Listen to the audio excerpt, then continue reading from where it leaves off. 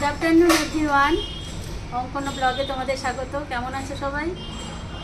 আশা করি ভালোই আছো, আমিও ভালো আছি। এখন এই টাইমে তোমাদের সামনে একটা ব্লগ শেয়ার করবো বলে এলাম। সেটা কি বলো তো, অনেক দিনকার পুরনো স্মৃতি। সেই পুরনো স্মৃতি দেখে হঠাৎ আমার মনে হলো যে তোমাদেরকে একটু শেয়ার করি সেটাও, কারণ তোমাদেরকে সবসময় সবসময় খাওয়ার রেসিপি বা অন্য কিছু শেয়ার করতে থাকি। তো এখন ভাবলাম এটা একটু শেয়ার করা দরকার। আসলে আমার রাস্তার পাশে বাড়ি, এত শব্দ না, কিছু করব একটা কথা শুনতে পাওয়া যায় না। তো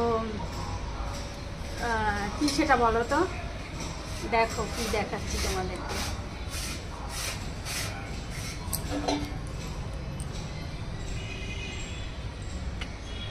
এগুলো কি বলো তো, আমার বিয়ের বাসন। আজ থেকে কত বছর আগে সেই বিয়ের বাসন। আসলে আমার শ্বশুরবাড়ি একটু দূরে, আমরা এখন সেখানে থাকি না, অন্য একখানে বাড়ি হয়েছে আমাদের। তো সেই শ্বশুরবাড়িতেই পড়েছিল এই বাসনগুলো। তো কিছু বাসন তখন ব্যবহার করা হয়েছে, আর বাদবাকিগুলো যে আলমারিতে পড়েছিল আমার মনেই নেই।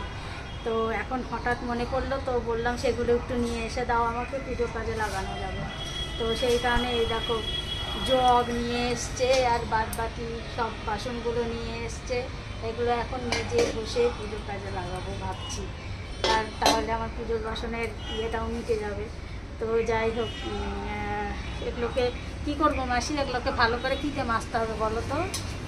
এগুলা মাজার জন্য, ওই যে পিতলের বাসন মাজার জন্য, পরিষ্কার করার জন্য যে একটা পাউডার পাওয়া যায়, ওইটা নিয়ে আসতে, তাহলে বাসনগুলা পরিষ্কার হয়ে যাবে।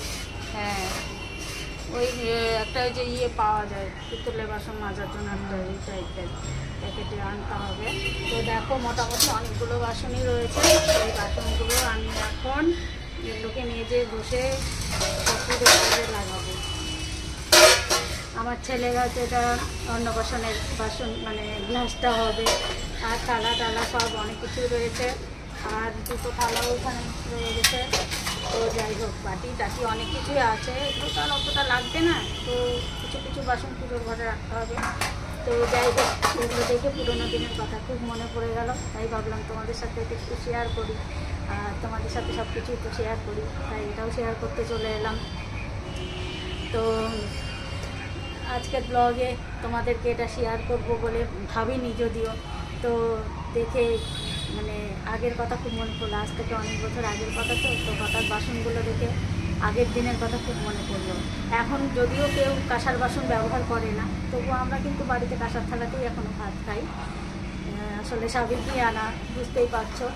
আর আমাদের যদি কোনো গেস্ট আসে, আত্মীয় স্বজন, তাহলে আলাদা ব্যাপার, তাহলে হয়তো ডিনার সেট কিছু বের করা হয়, বা কোনো কাচের প্লেটে বা কিছুতে দেওয়া হয়। কিন্তু আমরা বাড়িতে যারা মেম্বার, তারা সবাই মোটামুটি কাঁসার থালাতেই খাই, তাই না মাসি বলো?